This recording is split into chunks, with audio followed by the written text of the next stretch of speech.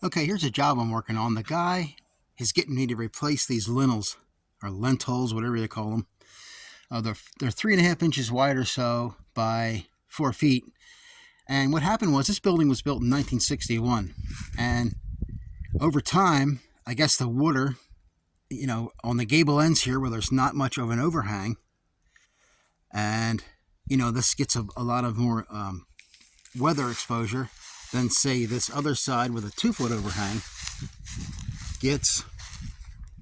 And lighting's not that great, but you can see these lintels are in far better shape. If you look at them guys, they're in far better shape. But the ones on this side of the building are pretty beat up. They get wet.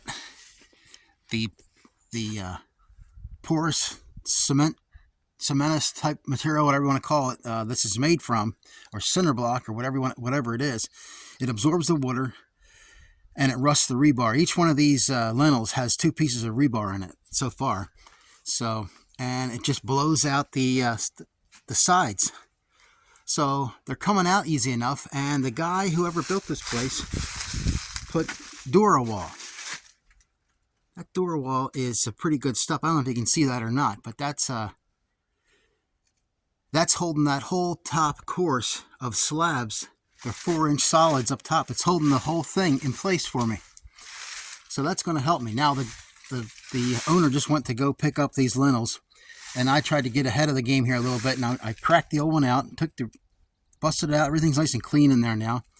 I was able to get an old paintbrush and clean it up. And I took a sponge and water. There's no water here, so I just took a sponge, blew it out the best I could, and cleaned it up and got that ready. That's ready to go in. Now we're going to work on this guy here. We're going to maybe move this truck over, or maybe we'll work on this header here. We might have to we were thinking about putting a piece of rebar in here, maybe an old paper bag to stop the mortar from going down. Fill these cores with mortar and a piece of rebar to hold this together.